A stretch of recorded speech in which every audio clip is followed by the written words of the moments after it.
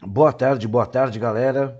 Espero que todos estejam bem, que todos estejam aí no pique, né, da nossa aula. Hoje a gente vê a 234, tá bom? Sexto ano. E aí nós temos na página 234 ainda o uso da queimada para a limpeza das áreas de cultivo. Ela não é recente. Existem registros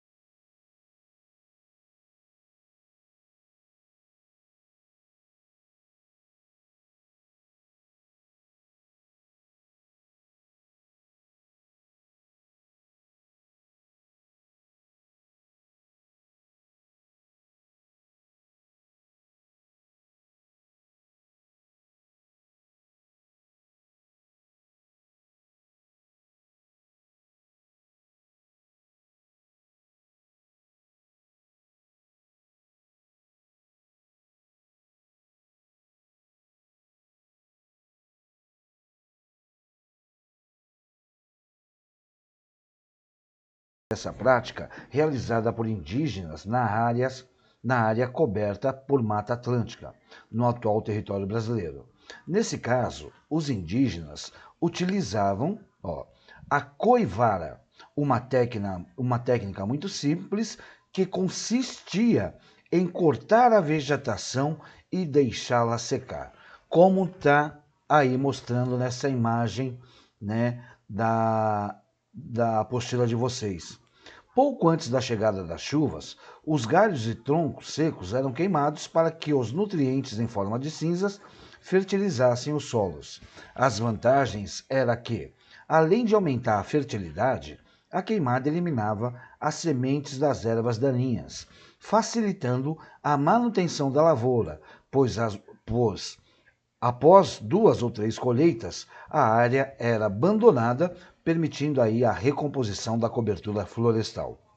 Estima-se que essas áreas ficavam em repouso por mais de 20 anos. Obviamente que se repousassem por 20 anos, consequentemente elas iriam continuar dando frutos. E aí na página 235, né, nós temos aí algumas imagens. A primeira imagem da agricultura itinerante é a área escolhida e desmatada, posteriormente queimada antes da época das chuvas, né? Por quê? Porque vai fertilizar os solos com as cinzas da queimada. A segunda figura é depois de alguns anos de uso, sem que sejam tomados cuidados necessários para a conservação do solo, os nutrientes se esgotam, inviabilizando assim o plantio, novamente o plantio nessa área. E a terceira figura, as terras que perderam a fertilidade e se tornaram improdutivas, elas são abandonadas, elas ficam lá durante 20 anos para que elas possam se regenerar sozinha, tá legal? Então vamos lá, página 236. Então na 236 está lá. A coivara ela pode ser considerada um tipo de agricultura também itinerante, com a vantagem de ser menos prejudicial à floresta. Por ser realizada em pequenas áreas, é importante lembrarmos que as queimadas também podem ocorrer de forma natural nas florestas. Assim percebemos que o grau de alteração da paisagem era pequeno, visando apenas atender às necessidades de alimentação de diferentes grupos indígenas. Aí está um exemplo, né, na imagem, na primeira imagem de cima, está um exemplo aí de coivara. Então, continuando. Em regiões montanhosas, né, onde o relevo é muito íngreme, né, os agricultores utilizam a técnica do terraceamento.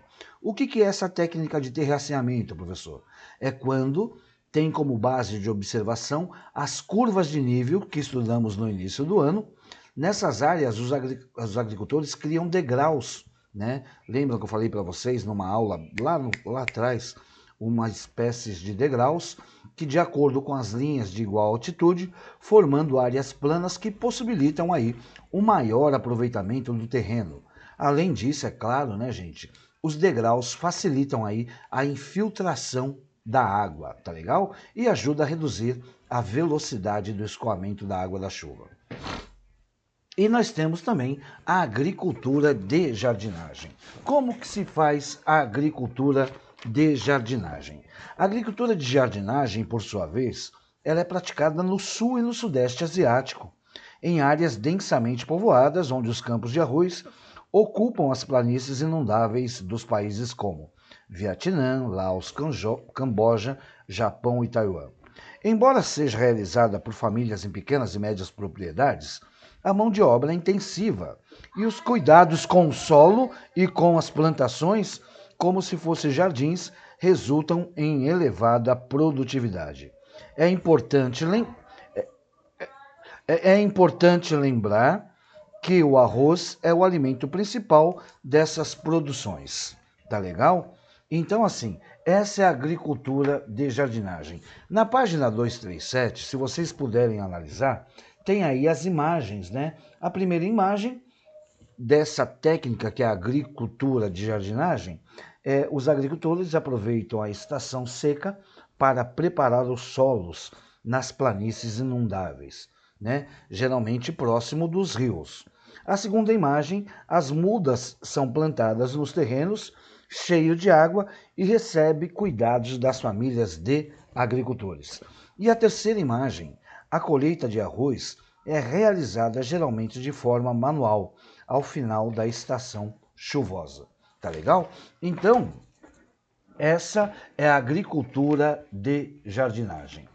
Por gentileza, senhores e senhoritas, eu vou para da apostila aqui, que agora eu vou falar de agricultura intensiva e extensiva, tá legal? Então, assim, quando nós falamos de tipos de agricultura, nós estamos nos referindo também, né, não apenas às formas, mas os tipos de agricultura, tá?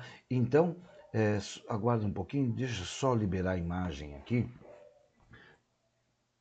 A imagem, espero que a imagem esteja boa, nem perguntei para vocês.